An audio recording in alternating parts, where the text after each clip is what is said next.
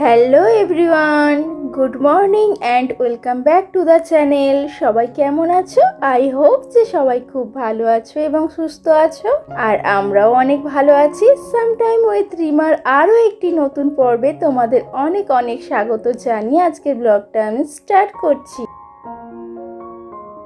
বন্ধুরা, আজকে হলো শুভ মহানবমী, আর সবাইকে শুভ মহানবমীর অনেক অনেক শুভেচ্ছা জানিয়ে আজকের ভিডিওটা আমি স্টার্ট করছি। আর সকাল সকাল দেখো আমার ঋষভ সোনা গাড়ি নিয়ে খেলা শুরু করেছে, আর ওর দিকে ক্যামেরা করছি বলে দেখো মাথাটা নিচু করে নিয়েছে, মানে একদম ক্যামেরা করি এটাও পছন্দ করে না। আর এই যে দেখো রেগে গিয়ে আরও বিরক্তি প্রকাশ করছে। তো এইবার আমার দিকে আসছে, তো এইবার এসেই আমাকে ধরবে, আমার ক্যামেরাটা অফ করবে।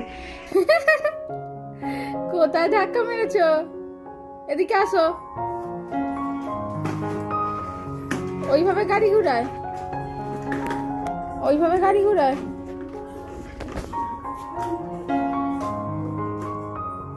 গাড়ি চালাও, গাড়ি চালাও, গাড়ি চালাও, গাড়ি চালাও।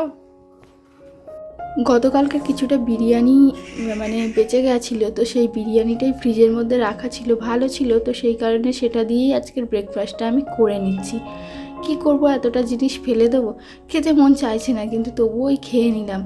আর এইদিকে দেখো আমার ভাতটা হয়ে গেছে, তো ভাতটা এখন ফ্যান ঝাড়তে দিয়ে দিয়েছি। আর আজকে সমস্ত মেনু হচ্ছে নিরামিষ, তো সেই কারণে দেখো বেগুন দিয়ে একটা ওই নিরামিষ ঘন্ট মতো করবো, আর টমেটো বেগুনে দিলে আমার ভীষণই ভালো লাগে। তার সাথে এই যে দেখো ঝিঙে কেটে নিয়েছি, ওটাও একটা নিরামিষ ভাজি করব। তো আজকে কোনো বাটা মশলা ব্যবহার করিনি, ওই একটা কাঁচা লঙ্কা দিয়েছি। তো কাঁচা লঙ্কা আবার বেশি দিলে এটা একটু ঋষভকেও খাওয়াবো, তো কাঁচা লঙ্কাটাকে এইভাবে গোটাই রেখে দিয়েছি জানো তো। আর এর মধ্যে একটু মানে ভাজা ভাজা হয়ে আসলে টমেটোটা দিয়ে দেবো। আর জল দেওয়ার আগে একটু গুঁড়ো মশলা দিয়ে দেবো। গুঁড়ো মশলা বলতে শুধুমাত্র জিরে বাটা, এছাড়া আর কিছু দেবো না। মানে বেটে দিলে না যতটা না টেস্ট হয়, নিরামিষ রান্নায় দেখবে একটু মানে ভাজা মশলা দিলে বেশি টেস্ট হয়। আর এইটা দেখো অনেকেই আমি শুনেছি ঝিঙে ভাজা খায়, আমি কোনো দিন কিন্তু খাইনি। আর এটা একদম অল্প পরিমাণে বানাচ্ছি শুধুমাত্র আমার জন্য। আর এটা যখনই একটু জলটা কমে গেছে, এই যে গোটা গোটা পোস্তটা এর মধ্যে দিয়ে দিয়েছি। ওই অনুষ্ঠান বাড়িতে দেয় আলু ভাজার সাথে, ডুমো ডুমো আলু ভাজার সাথে, আমার ভীষণই ভালো লাগে, তো সেই কারণে নিজের মন মতো করে এটাকে বানিয়ে নিচ্ছি।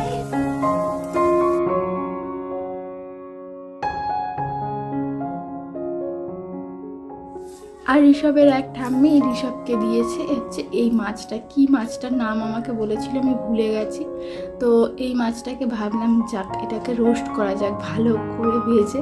আর একটা রিলসও বানিয়ে নিয়েছি জানো তো মাছটা, আর ভীষণই টেস্টি হয়েছিল। মাছটাতে বিভিন্ন মশলা বেটে দিয়ে তারপরে ভেজেছিলাম। আর এই যে দেখো খুব সুন্দর করে আর কি পরিবেশন করেছি, তো এটাই আজকের শর্টসের জন্য বানিয়েছি। তারপরে দেখো নবমীর সন্ধ্যা, আর ঠাকুর দেখতে বেরোবো না তাই কী করে হয় বলো। আর আজকে না একটু দুপুর থেকে একদম মেঘলা করে এসেছে, বৃষ্টি হয়েছে, তো ভাবছিলাম যে আজকে আর ঠাকুর দেখতে বোধহয় যাওয়া হবেই না। তো দুপুরে ঘুমিয়ে পড়েছিলাম ভাত টাত খেয়ে নিয়ে। তো তারপর দেখলাম সন্ধ্যার দিকে আকাশটা একটু ধরেছে, তো ঋষভকে এই কাছাকাছির মধ্যেই একটু ঠাকুর দেখিয়ে নিয়ে আসলাম। আর এখানে এসে দেখছি দেখো আরতি হচ্ছে, ঢাক বাজছে, আর ঠাকুর প্রতিমার মুখটা অসাধারণ। মানে এখানেই আমরা বেশ মিনিট 15 মতো কাটিয়েছিলাম ঋষভকে নিয়ে। আর ঋষভও অবাক চোখে দেখছিল এই যে ঢাকিরা ঢাক বাজাচ্ছে, তার সাথে সাথে আরতি হচ্ছে।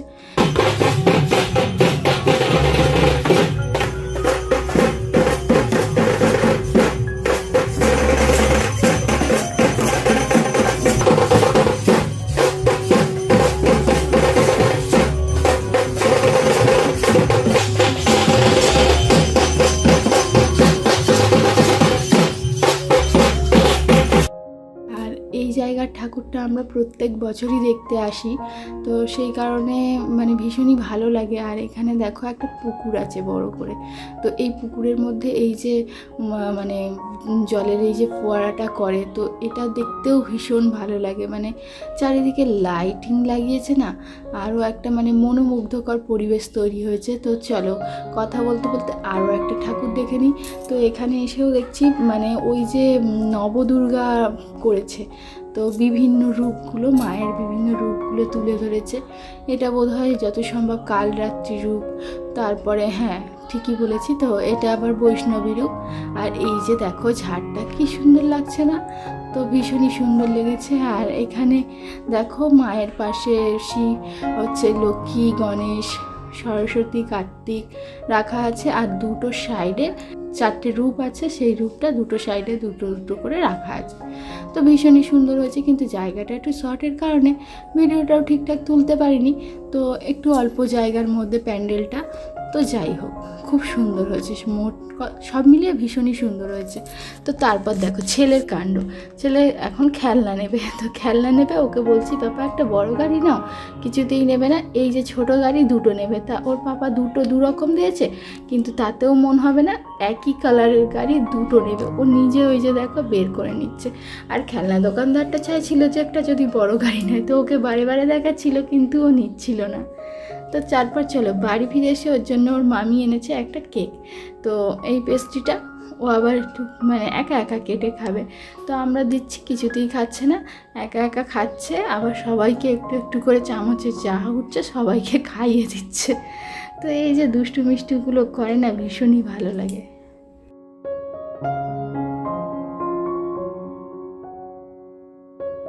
আর বাইরে ভীষণ একটা ঠান্ডা ঠান্ডা ওয়েদার চলে এসেছে, যেহেতু বৃষ্টি হয়েছে, তো সেই কারণে আজকে আর ওই কলকাতার দিকে ঠাকুর দেখতে বেরোলাম না।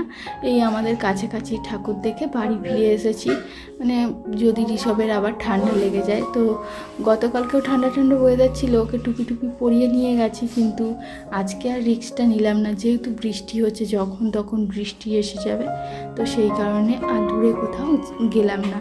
তো তারপর চলো আমাদের জন্য একটু বাবা খাবার পাঠিয়েছিল। এই যে দেখো ওই এগুলো যত সম্ভব পেঁয়াজ আর টমেটোর চপ বলে, তো এটাই আমাদের এখানে তৈরি হয়। তো সেই কারণে বাবা পাঠিয়েছে। আর একটু শসা ছিল, যেহেতু তেলে ভাজা, তাই ভাবলাম একটু এটার সাথে শসা খাওয়া যাক। তো সেই জন্য দেখো সুন্দর করে পরিবেশন করে নিলাম। তো এখন এটাকে খেয়ে দেখা যাক যে কেমন। তো তারপরে খেলাম, তো ভিতরে দেখছি পেঁয়াজগুলো মানে খুব একটা ভালোভাবে সুসিদ্ধ হয়নি, তো টমেটোগুলো এভাবে আছে।